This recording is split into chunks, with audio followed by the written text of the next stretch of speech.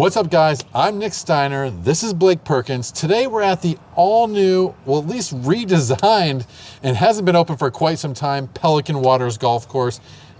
Blaike's home track, home to Grant Field. Can't wait to get out there. You ready? I'm ready. All right, this is Coffee and Carts. Let's go. Let's go. Okay, so the whole point of Coffee and Carts really is to get a chance to know the players that are out here and a little bit about their journey. What got you involved with golf and kept it going? Yeah, started at a young age, 11, playing golf. Dad was kind of always my big influence with the game. Yeah. He was huge for it. One thing that really put me on the golf was we were sitting down, 5 a.m., 2013 Masters.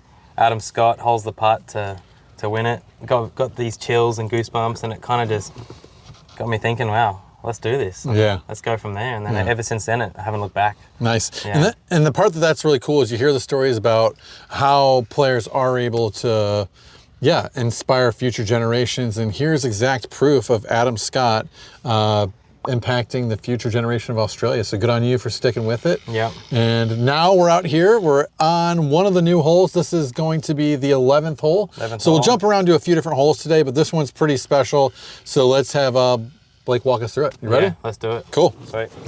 All right, so here we are, the 11th hole at Pelican Waters. Take us through what you're thinking and how you've been approaching this brand new hole. So, new 11th at Pelican. So, we've got the green down there sitting at about 305 meters to the green. Yep. About 275 off the green tees to cover all the water. So I'm going to play down to the green because I'm long enough to carry everything. Yep. But for the average golfer, we have a little layup zone, about 220 to the bunkers on the left. You can hit from hybrid all the way back to 6-iron, keep it in play. But I'm going to try drive the green today, so yeah, nice. Give it a crack. I'm just going to hit my little fade off the flag. Look at this hole. Breeze. Should be perfect. Stunning. Holy. Should be pretty good. Maybe left bunker. Yep. Wow. That is absolutely smashed. Every bit of, as an American, 310, maybe even 320. Maybe a little further. Cut it. Actually just smashed it, bro. Yeah. Great shot. That was a good one. Let's get up there and see what you got. Let's do it. So Blaike, you absolutely ripped that. I can't wait to see. We'll look back and just show you guys exactly how far that is. But we're, again, talking about just that inspiration for you and what that journey was like, you know, having Adam Scott inspire you to do that. You actually have an Adam Scott used lab putter that we're gonna check out today. Yep. Some of you out there, I know you love your putters, so this thing is absolutely sweet. And look forward to you sharing a little bit about that story. But before we get into that, which we can do out on the putting green, what was it like growing up as far as, you know, support from your parents? Was it something that they really pushed you to do, or something that you got to choose to do on your own? I've been fortunate enough to meet them. They're amazing, incredible people. I know they are very supportive, but what was that journey like for you along the way? Yeah, it was amazing. I mean, I was never forced into anything with mum and dad. They always were just passionate about golf, and they were passionate about helping our sons, really, because 2 older brothers, and they've helped them out in the past, and then I come along and they were like, yep, he wants to be a golfer, let's support him with that. And they've never looked back. They've been my biggest supporters from day one, so I love them to forever and ever. They're just amazing. All right, great shot. Actually down in the little gully over here. Yeah. What are you thinking? I'm thinking we're back into the breeze a bit. Nice lie, so I'm gonna spin one up, land it probably a meter on, get a little bit of spin on it, and maybe go in. So it's actually flown, the pin was 310 meters today, so about 335 yards today I've flown that. Yeah, that's money. Look at that. If you go all the way back to where that construction is on the right, that's where the tee box was. All right, keep the body moving, face open.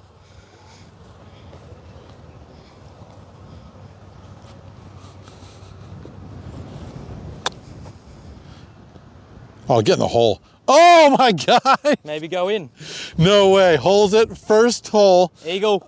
Eagle on 11. Absolute money. Money. Didn't even need this putter. So what we're going to do is we'll have to show the putter on the next hole. Ridiculous. What can I say? I have nothing else to say, actually. I'm just glad that we got it on camera. I know, drew it up perfect and executed perfectly, so. Love it. Take that. Now, we've touched a bit about, your journey and your family and what it's kind of been like for you. And you're getting pretty started in early on in your career. How old are you now? 20. 20, yeah, okay. 20. And with that, a lot of things can happen at 20, especially for some of the guys out there that are just really good. What are you really working on at the moment to keep focused, keep your mindset, keep your eye kind of on maybe what your prize is at the moment?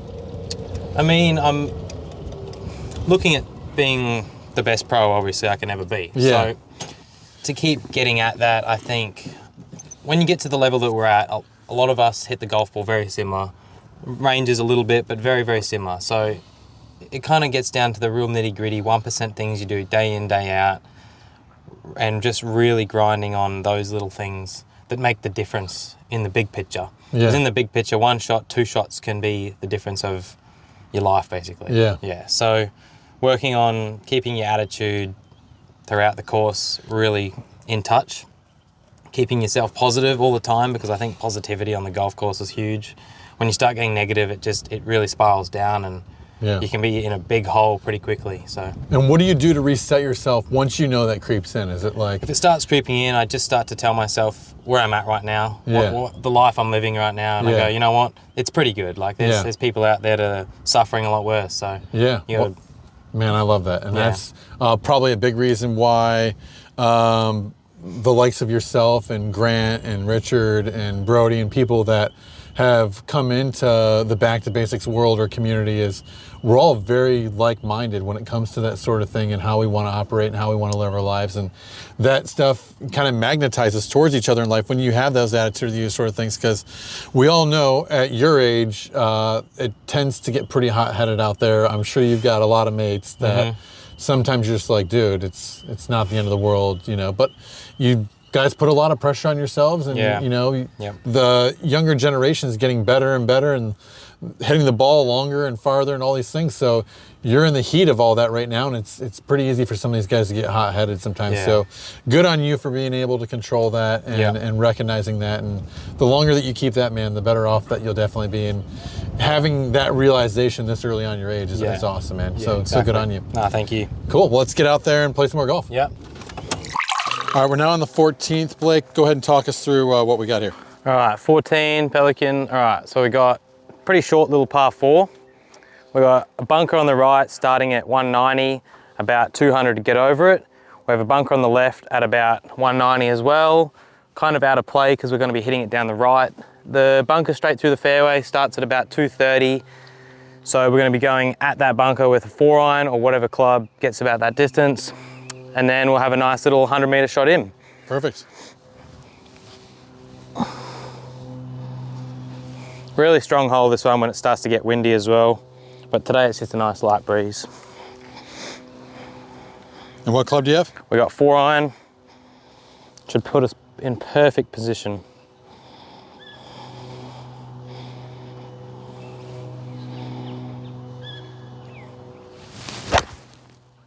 Yep. Hair fat, but should be all right. Great shot. So talking a little bit more about maybe what your ambitions or goals are to lead on from the previous conversation, where are you at kind of right now? I know you've done a bit of travel to the US. You've maybe got some Q school things coming up. What's actually going on? Yeah, so I just got back from the US from about a 7-week trip. Learned a lot going over there. First time in the US, so traveled from east to west coast, pretty much the whole of America, and learnt ins and out of what it's going to be like to be over there, hopefully in the future. Yeah. And so coming up now, we've got Asian Tour School in Melbourne for the first time in 17 years. So going to be going down there for first stage, and then if I get through, it'll be late January, go to Bangkok and do stage 2. And going from there, if I get through, I'll play Asian Tour for a bit, which sort of does lead on towards Live Golf, so which would be a pretty cool pathway. And if I don't get through Asian, I'll also give Australasian Tour a go and try to get through there next year and kind of see where we go from there. Yeah, nice. So just, again, leaving as many doors really as you can open at the moment and giving yourself as many opportunities as you can. Yeah, 100%. That way in the future we can be playing on the PGA Tour or Live Tour. So yeah, I love it. That's the plan. You got quite the opportunity here. Like you said, we're you guess about 100 to 120. Is that what we thought before? I think we got about 110 meters in. So okay. let's see it. Let's do it. All right. What do you got? We got 113 meters. Perfect. Front pin. So we're going to be looking at probably a full sand wedge from here. A little bit of a helping wind, so should be bang on right the number. So keep those grooves clean. Important. It's going to go about 5 feet right of it.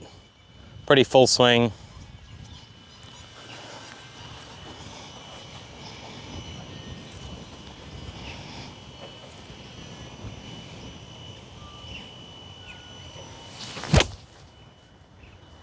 Wind's just bringing it in now, just right of the pin. Not short, but we can work with that. Yep. So we got a chance to chat a little bit now about superstitions, maybe what your goals and aspirations are. Now, with those goals and aspirations, you've actually been fortunate enough to travel some pretty cool places. One of them being playing St. Andrews. St. Andrews, yes, correct. And were there any courses that you got to play this trip in the U.S. that you've always wanted to play, or was it mainly a bunch of tracks that you never? Yeah, a lot of golf. Okay. A couple in the top 100. I got to play in Arizona in Desert Mountain, which is in Cave Creek. Yep. Absolutely stunning. I would put that on a bucket list for any golfer out there. It is amazing. Like, you're playing straight in the desert, you've got cactuses off the fairway, absolutely green, and then it's just dirt straight on the side. So it's bucket list for any golfer out there, I say. And do you have any other bucket list courses or events? Obviously, you have your Augustas and US Opens and stuff like that. Yeah. But is there any other courses that you've really wanted to get to, or events that you've wanted to play that may not necessarily be the most famously known? Probably just the Bethpage Black, the Oakmonts, a lot of the US courses. I would love to go over and put my test on those, put my game to the test on those courses, because I know how hard they are and what they're like at the US Open stage. So a couple of those courses would be pretty bucket list for me. And courses that you've got to play to date, besides Pelican Waters, of course. Yep. What's your favorite course that you've gotten to play to date internationally? Arizona is up there at the top, the Desert Mountain golf course that I played. However, I went to UK last year and Royal Lytham was unbelievable. Yeah. Fairways were probably 4 meters wide, I reckon. Bunkers, about 20 bunkers on every hole. Super duper hard, but unbelievably fun to play, because there's so many slopes everywhere, and I put that up there, one of my favorite courses I've ever played. Yeah. If you were to play certain styles of golf, there are some people that like a links course or, different types of courses. What really tends to suit your eye, or that you feel like you're most comfortable on? I personally hit the ball really high. So the US style, the really soft golf courses suit me more, because I'm carrying the ball a bit further. And then I like the greens to be super slopey, like heaps of break, fast. I love that sort of style of golf. So. The links golf, it is really fun. I've only had a few months over there to experience it. However, I think I'd like to go back and try again and just see what it's like now that I've learned a few more things about that style of golf. Yep. Because I think in the long term, to be an all-round great golfer, you've got to be able to play in every sort of condition and every sort of course type. So, but yes, personally, soft golf courses, fast greens, big slopes, love that. All right, Blake, like we said, just a bit short. Yep, it's almost pitched up here. It's just spun back. It's all right. Try to fly this one just on, get a little bit of spin. Hopefully do the same what we did on 11. Let's see it.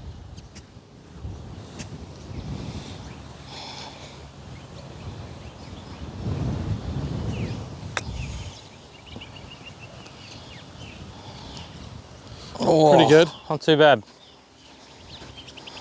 Didn't hole out, but what it's actually going to give us a chance to check out right now is this bad boy right here. I know you putter fans at home are going to love looking at this. Look at this symbol on the back of that. Tell me about this putter. All right, so this is actually Adam Scott's short putter that he used at Hawaii once. He obviously doesn't putt with the short putter anymore. He's using the broomstick. cut a long story short, basically I used this and built one of my own after trialing this. And then a couple months later, it's ended up back in my hands. Kindly enough of one of Scotty's friends passing it on back to me. Nice. So it is a lab putter. And what model lab is that? This is the Lab Mez Max, called the Mez XL, which is one of the previous models, but it's actually the Mez Max now. And I've got a LA Golf in it just to make it feel extra nice. And yes, I love it. So let's go hole some putts with it.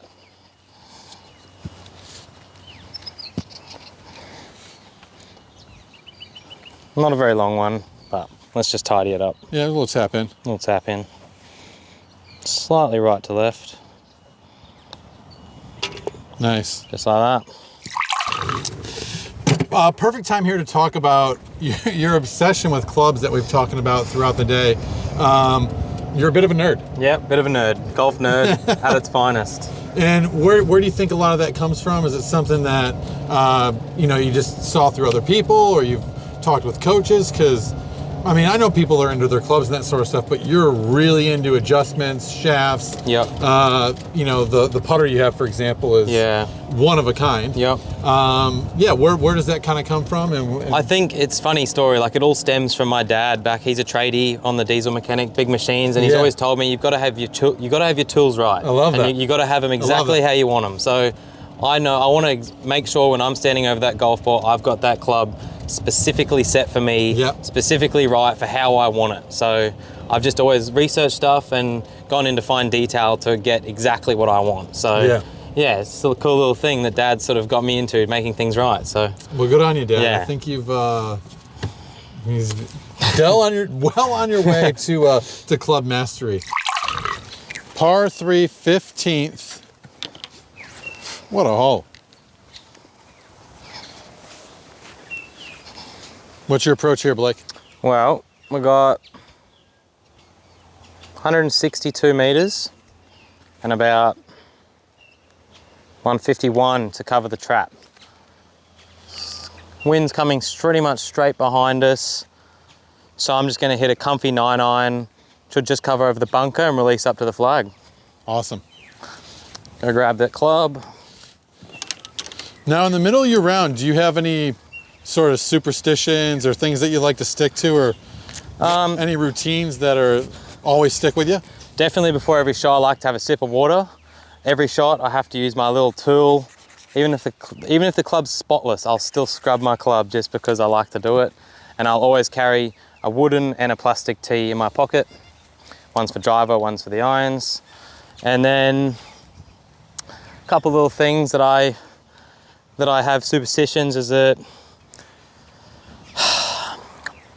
it's about it really. This one's probably the weirdest one. If the club's clean, I still clean it. Yep. And then a wood and a plastic tee. Correct. Why do you have both? I have the wooden one because I cannot hit an iron off a plastic tee. And then I use plastic tees off the tee with driver. So just something I like to do and stick by. And I have to put a line through my golf ball and line it up perfectly to where I want to hit it every time. Yeah, I like that. Yeah. All right. Do you kind of line yourself up to that line? I do. I like to square my club face up to the line on my ball, perpendicular. All right, we got 9-iron, down and off the left a fraction. Just a good full one here. Yep. The hole-in-one cam is out. Hole-in-one cam is out. You've already chipped in for eagle.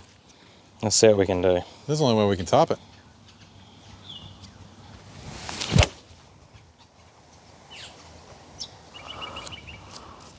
Just left of it.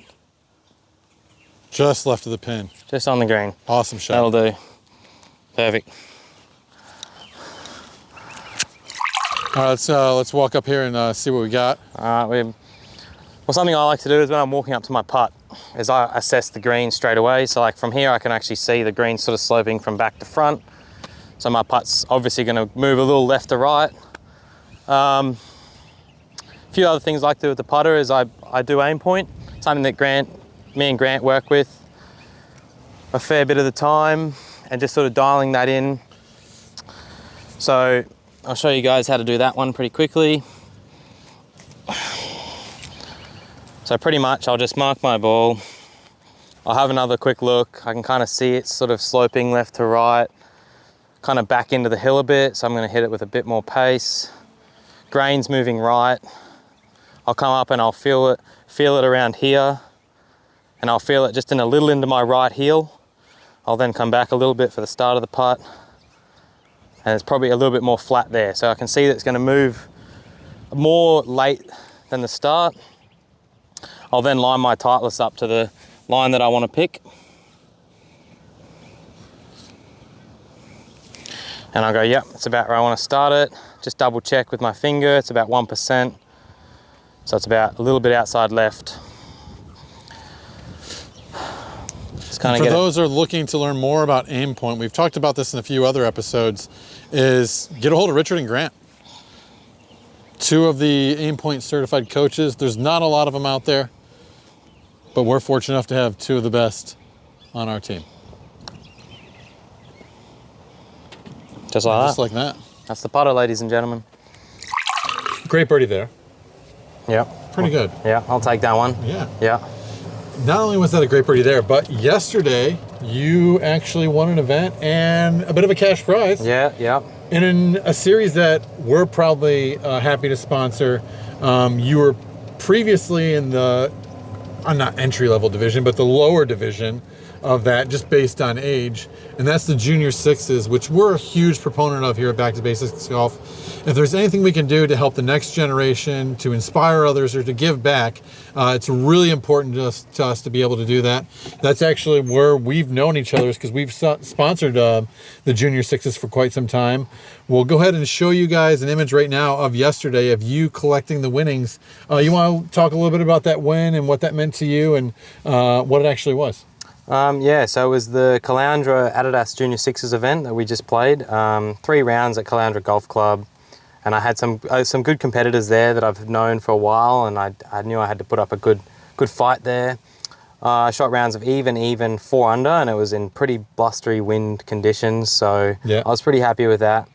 And it meant a lot to me too, because I haven't actually won much money playing golf before, so to sort of at the end of the event I seen a bit of cash and I was like, I could do this for the rest of my life. I like this feeling. So yeah, it was really cool. And I mean, Ewan does so many opportunities for the younger generation coming through, so it's definitely a good series of events that have been getting played. Yeah, nice. Yeah. And Ewan Porter is the one who started the event series. He is a former professional golfer, does a lot of commentating on the DP World Tour, the PGA Tour, and the Australasia stuff. Mm-hmm. Someone I would love to get on here on Coffee and Carts, and we probably will have as a future guest. So thank you to Adidas and Junior Sixes for what they're able to do for the next generation. You're helping guys like Blake get opportunities out there, get starts into tournaments that may have not been there before through opportunities. So good on you for winning that. I was stoked to be there because I hadn't seen you play in a while. Yeah. So that was awesome as well. No, it was really good. Cool.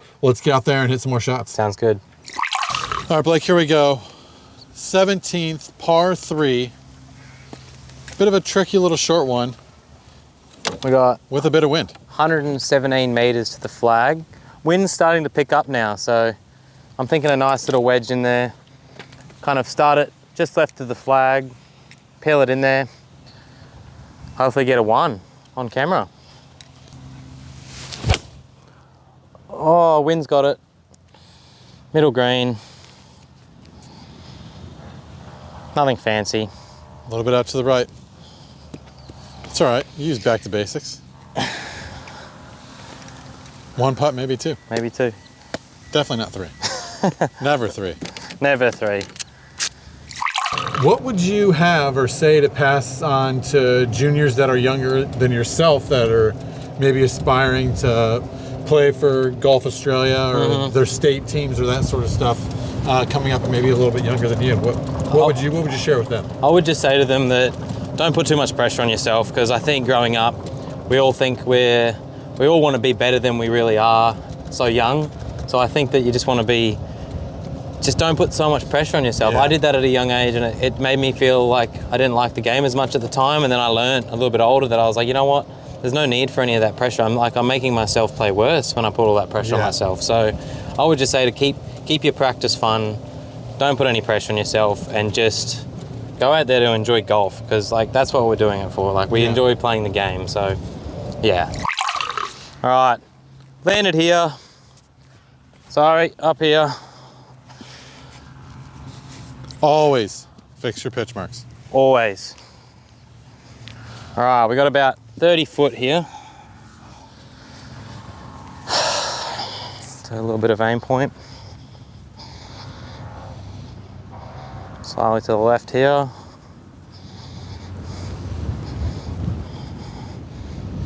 And a little bit more there. And we got wind off the right as well, so definitely moving left this one.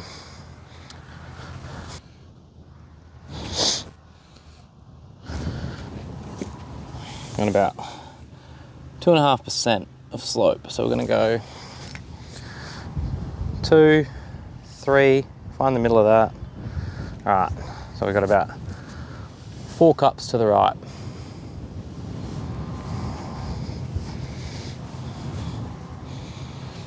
Real time, no edits.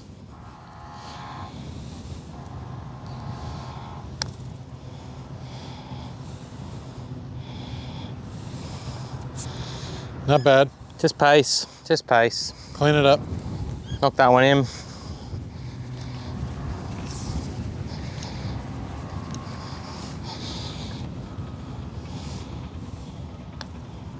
Nice. Well, guys, that's going to do it for this episode of Coffee and Carts. Well done to Blaike, dude. You played phenomenal today. A lot to take away, a lot to learn from you.